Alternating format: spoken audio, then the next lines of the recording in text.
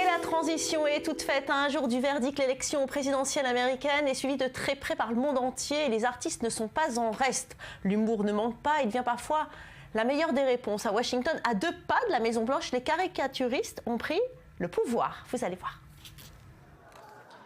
Dernière ligne droite avant le scrutin, la passion pour l'élection présidentielle américaine se fait sentir plus que jamais. Et ce, même dans les galeries. Des caricaturistes de médias américains de renom ont exposé ces derniers jours au public de Washington quelques-uns de leurs dessins retraçant la campagne présidentielle qui s'achève enfin.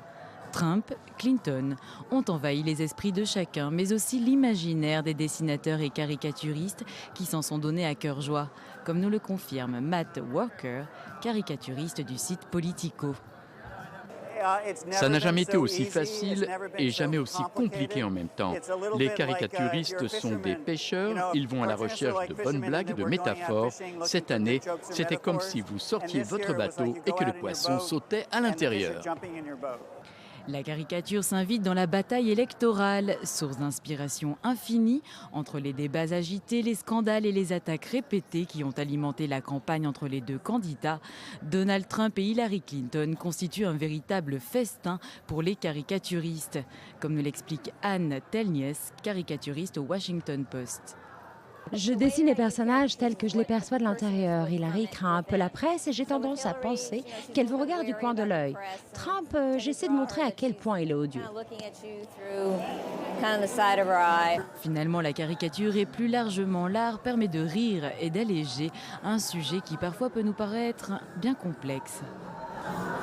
Alors on l'a compris, l'art et l'humour s'invitent dans la bataille électorale. Quelle autre exposition Julie Ebeau fait-elle du bruit et pourquoi soulève-t-elle votre curiosité ? Oui Valérie, eh bien, les images qu'on vient de voir dans cette exposition se déroulaient à Washington. Eh bien, une autre exposition a lieu, mais cette fois-ci au Mexique, une exposition de caricatures consacrée à Donald Trump, intitulée Trump, un mur de caricatures. Et si elle a suscité ma curiosité, eh bien, tout le monde a suivi l'intervention de Donald Trump lors de son intervention au Mexique, lorsqu'il avait évoqué l'idée de construire un mur entre les deux pays pour lutter contre l'immigration clandestine, le trafic d'armes ou encore le trafic de drogue. Et les artistes mexicains, eh bien, qui ne manquent pas d'humour, ont souhaité répondre en érigeant eux-mêmes un mur de caricatures et ils ne l'ont pas épargné. Symboles nazis, chevelure dorée ou encore des excréments. Et d'ailleurs, un des visiteurs a souhaité s'exprimer sur le sujet. On l'écoute.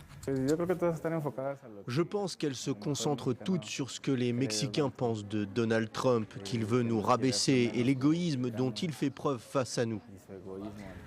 Alors Julie, il y a d'autres moyens d'expression, on l'a vu, mais la campagne électorale s'invite aux 4 coins des rues. Oui, la campagne électorale est bien vraiment dans la rue, tout le monde s'exprime, graffiti, panneaux de signalisation détournés, collages, affichages. Des artistes de rue ont souhaité tapisser les rues de New York en utilisant des œuvres de street art qui défendent ou attaquent directement les deux candidats. En image, une peinture murale d'anti-Trump qui représente le visage du magnat de l'immobilier qui transparaît dans le dessin d'un tas d'excréments survolés de mouches, ou bien encore Hillary Clinton travestie en Shrek, le personnage phare d'un dessin animé. Bon, la réponse est demain, mais alors ça aurait été quand même une campagne musclée, hein. Allez, on passe tout de suite au journal des sports.